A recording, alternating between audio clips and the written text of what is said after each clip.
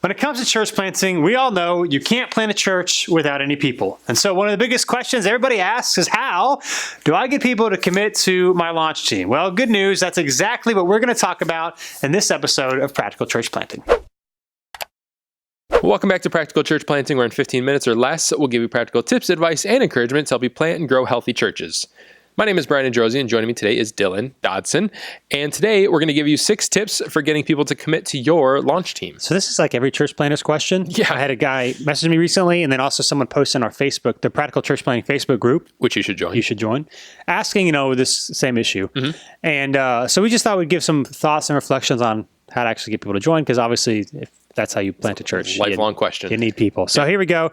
The first one, this may sound obvious, but it actually matters more than I guess you think, and that's to actually have a launch date in place. Now, if you're planning a church and you're excited about it, that's great. But the average person, even if they're like committed followers of Jesus, like they have to know what they're working towards. Yeah.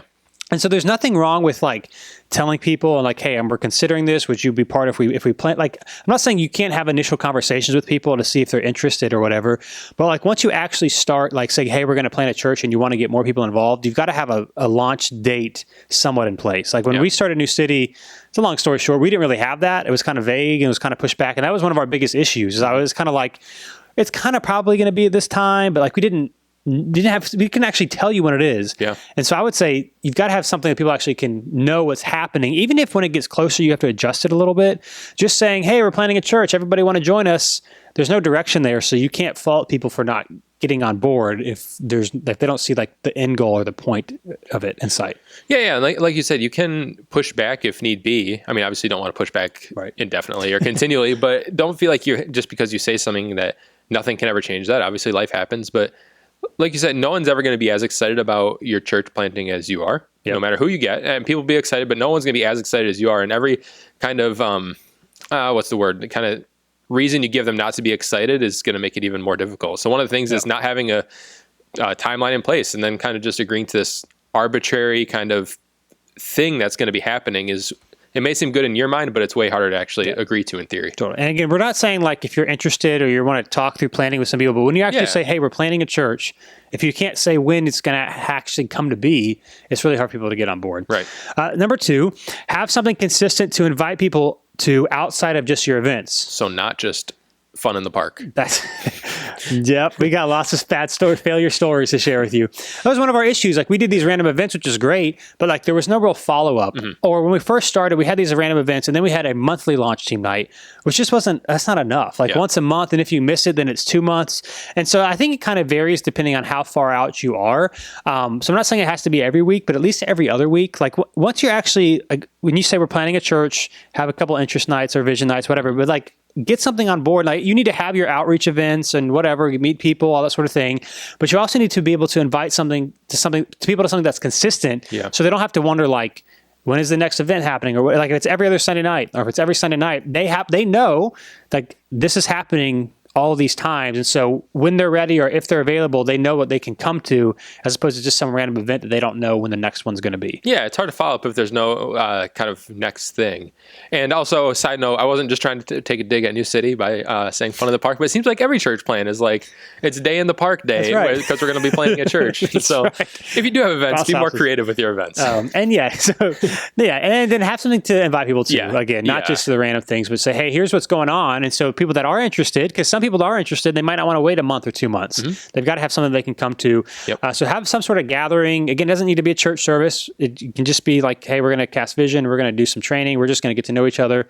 But actually inviting to some people something consistent actually helps them get connected. And I think this whole like just having events thing is good. And I think, we see it as a way to reach people in the community and whatever. And while there's some benefit to that, I think that people want to know, who are on board or just want to learn more, they want to do something that is somewhat involved with the church that's going to exist. And so like just these fun events are good to do like intersperse in there, but people want to come to something that like, if we're talking about planning a church, what's kind of church related that we're doing, whether it's like a Bible study or a get together, just something. So it's not just like we're just bouncing from event to event, but not really any clear direction of where we're going. Yeah, totally. So number 2, have something consistent to invite people to outside of the random events.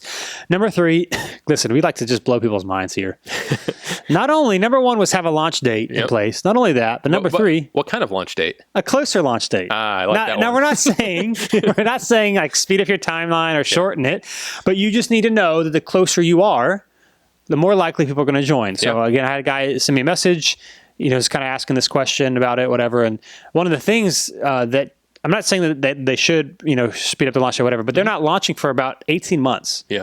And it's like, it's really, I mean, even me as a committed follower of Jesus, let's say I wasn't in ministry, I was just in the normal workplace and love Jesus, all that sort of thing.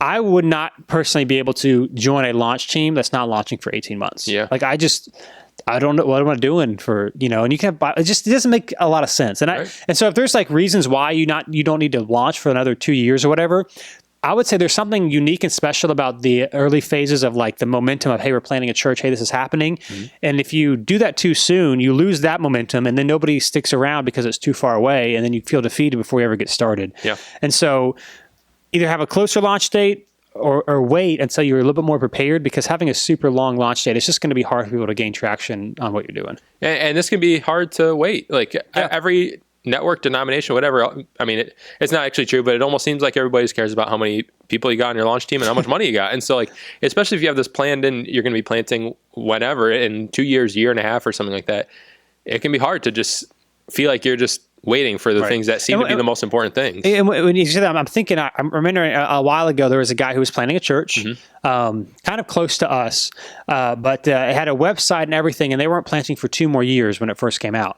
And they're moving to the area and all that sort of thing, and they're asking people to join them. I'm just like, there's an excitement around, hey, this is happening, but 2 years? Yeah. Like, you want me to move, I mean, not me, but like asking people to move, which is a great thing. But like to find a job for a church that's not going to plant in 2 years, how do they know it's even going to happen? Yeah. And so just having all that stuff, I would just say the closer it is, just so you know, the more likely people are to commit. So if you're farther out, that's okay.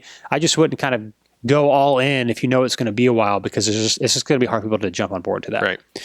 Right. So have a closer launch date. That just helps. Number 4, give people things to do. There's always this tendency for us to like we don't want to give people too much things to do, because then we're going to like, we're burning them out, or maybe it's, they don't want to do that. They just want to show up. But as we often know, people typically will rise to the occasion. Like and people want to be a part of something. And so if it's just, hey, come to our launch team meetings or come to this event, like it's going to be hard to, you wouldn't be surprised that people aren't really bought in. So like having people serve, like even maybe you're having your weekly or bi-weekly launch team meetings, like we did at our house before we launched. Like we still had people serve. Like we had somebody, even though it was in our townhome, we had different people that were scheduled to be with the kids, people to set up our townhome and tear it and put everything back in place, because we had to vacuum all that stuff. Like Christine and I could have done it. Yeah. And it would have taken longer, but we could have done it. But it wasn't about like what we could do. It's about getting other people involved and giving them roles to play. And so we had people sign up to bring breakfast. Like even if it's a small thing, if people feel invested and like they're contributing, they're going to show up. They're going to be excited about it. They're more likely to invite people because they feel like they're making a difference, because they are. So don't be afraid to ask people to do things when they're coming, because that'll give people more ownership. This might be a little bit of a generalization what I'm about to say, but I think it's mostly true. I think the people you're most likely going to get kind of joining your launch team of a church plant that are excited about planting a church are people that want to do something and not just sit in church, which that's a bad thing, but I don't think you're going to get your just regular come every couple Sundays kind of person, especially at the beginning. And so people want to do something. And so if their thing that they're doing is just show up when we meet and listen and then go home, it's not what I thought this was going to be. I mean, honestly, like we've been involved in a few church plants, and both on volunteer and staff, and the ones that we had the best time with, the ones that we stayed with the longest, were the ones that, even if it was just a volunteer thing, but that said like, okay, you want to do something? Here are things to do. It's not just show up next Wednesday and then we'll talk again and invite a friend. But it's like, hey, you want to help out with, even with New City. I think the first thing he did is Dylan assigned me to buy a tent for the parking lot or something like that. But it was like, I want to do something. I don't want to just show up every week. And so here are things to do. And people want that. So don't feel bad about asking, I guess is what we're saying. And again, a lot of people commit to it because they're doing something. So give people things to do. Don't feel bad about it. Number 5, pre-launch meetings need to be different than a Sunday service. Now, this is maybe not so much to get people to commit, but like maybe just more of a tip in general. Yeah. I see some guys that are like, hey, we're not launched yet, but we're meeting in our space and we're doing services. Very and we're confusing. not talking about like, especially if you're set up tear down, we're not talking about like the preview service or the pre-launch, like getting ready. We're like for like 3 or 4 months or 6 months. They're meeting every Sunday in the space they're going to meet. Like that you can say till you're blue in the face, hey, we're not launched yet, but you have. And so there's just like you're already doing it. So launch day is not going to mean anything. Like people, so like for us, I'm not saying we did a lot of things. We didn't do a lot. There's so many things that we do different. One of the things that I think we did correctly or well was that we met in our home every Sunday for like 3 or 4 months or whatever. And then we launched in our space, in a different space. Yeah. And so like, even as it gets closer, I'm a fan of doing stuff Sunday morning, even if it doesn't always look like a church service. But just saying, hey, we haven't launched yet. We're not in our space, so we clearly haven't. And don't feel like you have to preach and do a bunch of worship songs. Like that can be helpful, but you're not planning a church for like just one Sunday. You're doing it for the long haul. So you need community. You need people to know each other, to be and on board, to understand what you're trying to do.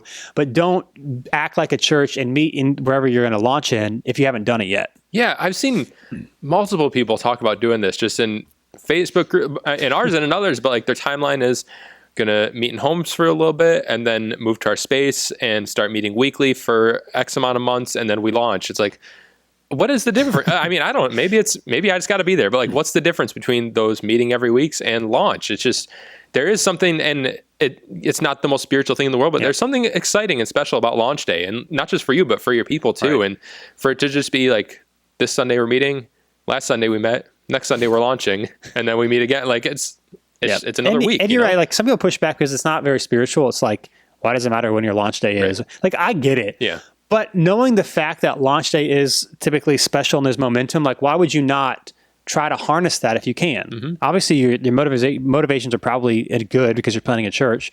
But there's something special about like getting started and launch. So like use that to your advantage, to use it to reach people, get them connected, but don't be acting like a church doing a full worship service where you're going to meet for months on end and act like you haven't launched yet because you have. Yeah. So. And take advantage of point 3. I think we said point 4. Yeah. Point 3. If you plan to do that, maybe just move up your launch date and make that your launch date. Yeah, totally. So, and then lastly, this one might be kind of obvious, but at the same time, I feel like it's not. And that's ask people to be on it. So we're not just saying like invite them. Like I obviously want to invite them, but like if they're coming, like we didn't really do this. But looking back, I probably would. Let's see, we're planting someone next year, so we'll tell them to do it and see how it works. Right. But like making it like kind of like, hey, this is my thing. Like, so we call it partnership, membership, whatever. We didn't start until about 6 months after we launched, which I kind of like that. So I'm not saying like you need to have some big formal membership process, although some people do, that's fine. But at least have something to say, hey, you've been coming. Hey, are you on the team? Yeah. Like say, hey, that way there's just like this moment of like, this is because I think people will come and they want it to be. But it's kind of funny. It's like, unless they're like kind of told, then they kind of sometimes don't think that this is their thing. Right. And so asking, say, hey, you've been coming up, you serve, like, are you on? Like, we want to celebrate that. So just some sort of process. And maybe it's just a conversation, but just don't assume that they're on the team, even if they're coming. And I think they would appreciate it because they feel like, oh, like I am actually a part of this. So don't just ask them to come, but actually ask them to commit to joining the launch team. Yeah. People want some ownership of it, especially if you've already asked them to do things like we said. And if they're coming, people are people. They want to be valued. And so being able to tell them or ask them, we want you to be this important part, not just someone that shows up on when we meet, but actually be a part of this thing that we're starting. I think people really like that. Yeah. So again, don't just invite them to things you're doing, but ask them to be a part of it. So those are 6 tips for getting people to commit to your launch team. If you want more tips on getting people to commit to your launch team, where can you find them? Practical Church Planting Facebook group. That's right. There's lots of great stuff in there. And you can subscribe and or share this podcast or subscribe on YouTube if you like watching the video version. We're all over the place. Yeah, if you've never seen our faces, it is posted twice a week on YouTube. You get to stare at us. That's right. So thanks for listening, and we'll be with you next time on Practical Church Planting. Thanks so much for watching this episode of Practical Church Planting. Whether you're watching on Facebook or YouTube or Practical Planting, wherever you are, whatever you're doing, make sure you like or subscribe or do whatever it's telling you to do or should do on that platform. And hey, if you are so tired of looking at our ugly faces, but you're not tired of listening to our beautiful voices, then you can find our podcast if you just search Practical Church Planting on iTunes or Google Play. Make sure not to just find it, not just to listen, but to subscribe. Make sure you subscribe. Brian, tell them to subscribe. Subscribe. See you next time.